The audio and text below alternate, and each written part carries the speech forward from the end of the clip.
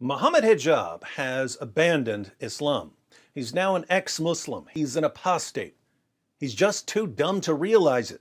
So, as usual, we'll have to explain it to him very, very slowly. What led to Hijab's apostasy? Quick review. Back in June, Mohammed Hijab, in a state of total delusion about the preservation of the Quran, had Sheikh Yasser Qadhi on a live stream and tried to get the good sheikh to say that there's only one Quran, perfectly preserved, right down to the letter. Instead of affirming Hijab's delusions, however, Dr. Qadhi absolutely destroyed the myth of perfect preservation, and Muslims around the world have been blaming Hijab and Dr. Qadhi for crushing their confidence in the Quran. Hijab has been trying to redeem himself ever since, but he's not very wise in his tactics. Apart from screaming at Muslims and telling them they're weak if they don't mindlessly accept the standard narrative about the Quran, he's gone off the deep end with insults and abuse. Hijab started sending the apostate prophet messages telling him that he should kill himself. Then Hijab showed up in the chat while we were doing a live stream and began posting disgusting comments, telling us to engage in perverted sexual practices that many people didn't understand until they looked them up, because unlike Sapiens Institute representative Mohammed Hijab, they're not experts in bondage and fetish porn. Following his tirade about golden showers, Hijab launched a campaign against the wives of critics of Islam. His tweets about women are saturated with imagery of rape and torture. For instance, here's one of Hijab's tweets about the apostate prophet's wife, Mrs. Apostate.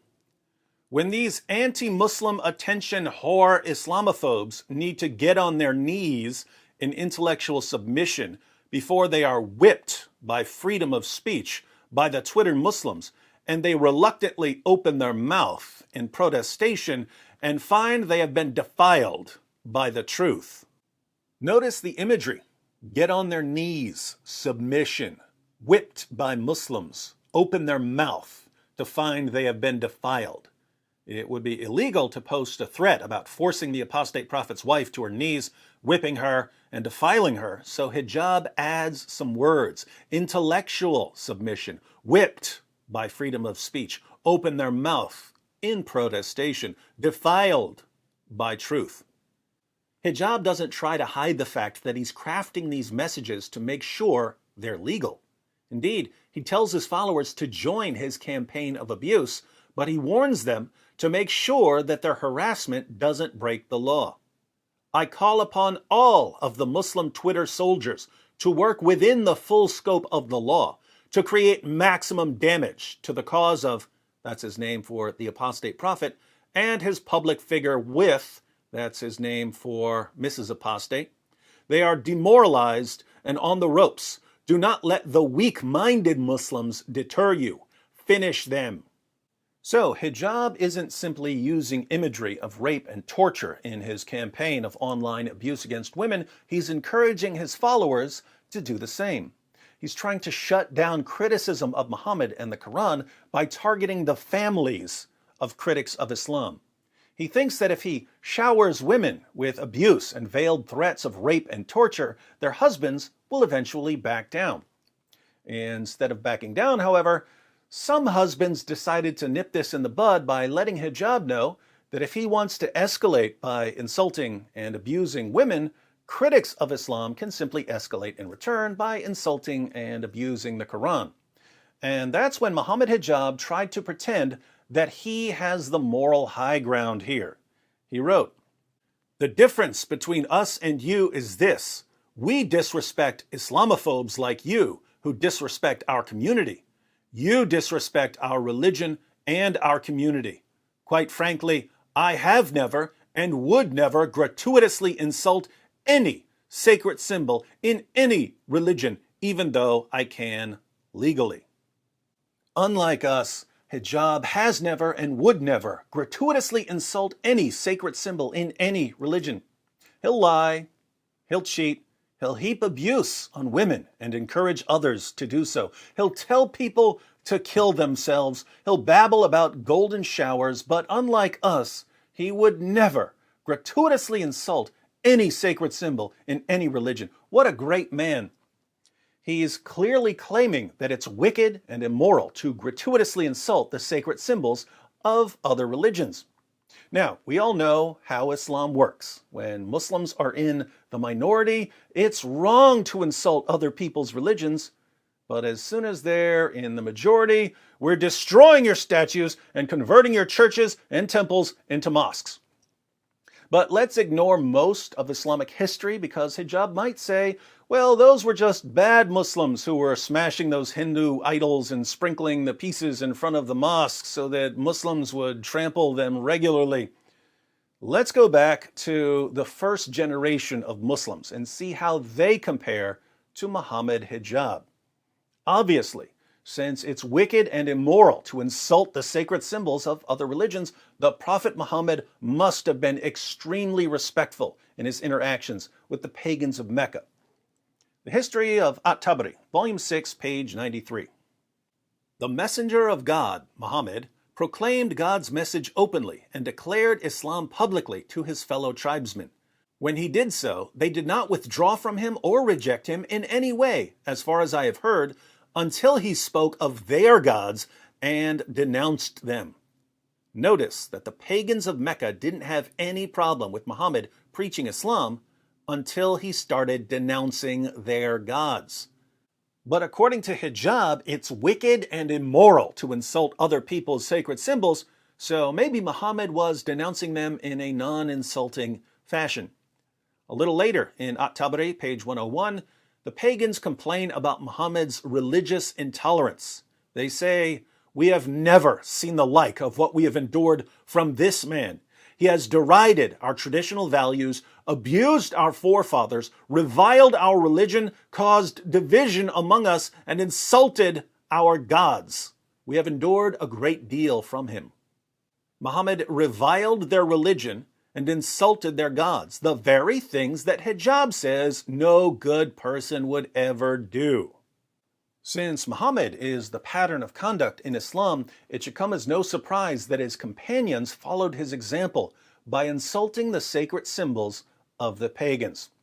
In the passage we're about to read, a pagan named Urwa points out that there are only two possible outcomes for Muhammad in his war against his own tribe, the Quraysh.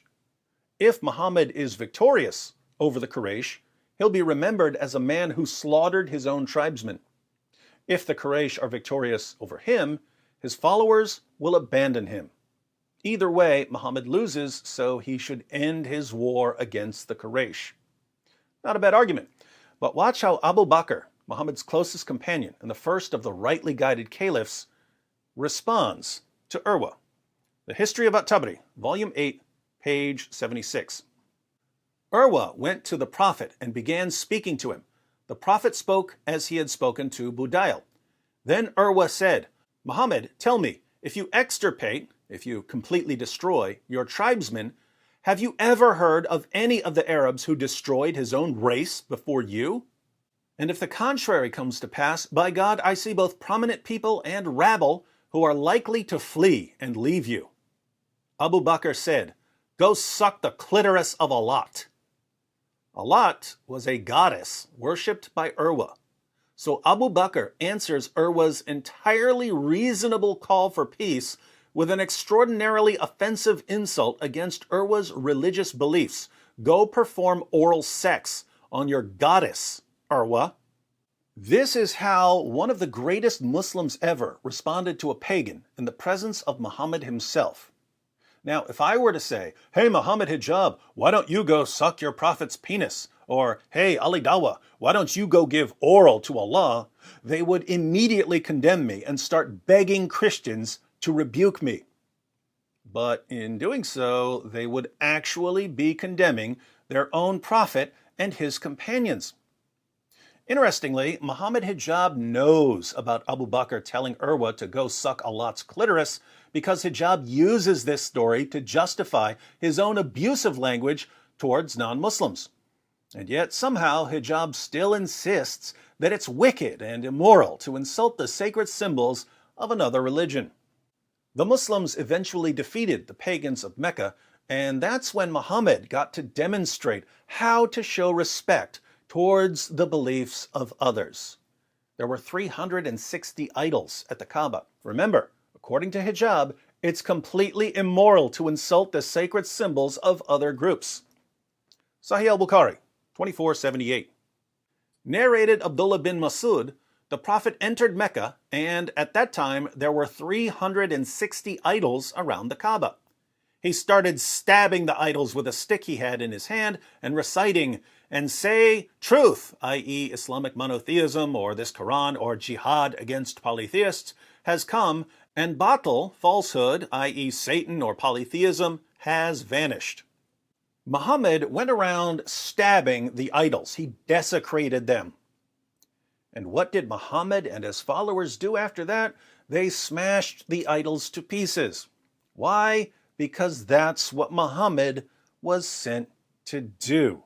In Sahih Muslim, 1930, Muhammad declares that he was sent to break the idols. Muhammad, breaker of idols. What will the Islamic Jesus do when he returns? Sahih Muslim 389, the Messenger of Allah said, "By the one in whose hand is my soul, soon the son of Maryam will descend among you as a just judge. He will break the cross, kill the pigs, and abolish the jizya, and wealth will become so abundant that no one will accept it." So Muhammad stabs and breaks the idols. Jesus is going to break everyone's crosses. I'm starting to think that this religion has absolutely no respect for the sacred symbols of other people's religions. But what is Mohammed Hijab's boast? "I have never and would never gratuitously insult any sacred symbol in any religion, even though I can legally." Hijab condemns us for insulting the sacred symbols of his religion. He says that he would never do something so evil, so vile, so morally reprehensible. So Mohammed Hijab is better than Abu Bakr, right? And he's better than the Islamic Jesus, right? And he's better than his own prophet, right? And since Allah declares in Surah 33, verse 21 of the Quran, that Muhammad is an excellent pattern of conduct, while Hijab is saying that Muhammad is a terrible pattern of conduct because he insulted people's gods and goddesses, Hijab is claiming to be better than Allah, isn't he? The Islam I hear about from Muslims around the world today bears almost no resemblance whatsoever to the Islam I read about in actual Muslim sources. Allah tells us what a Muslim is in Surah 4, verse 65 of the Quran.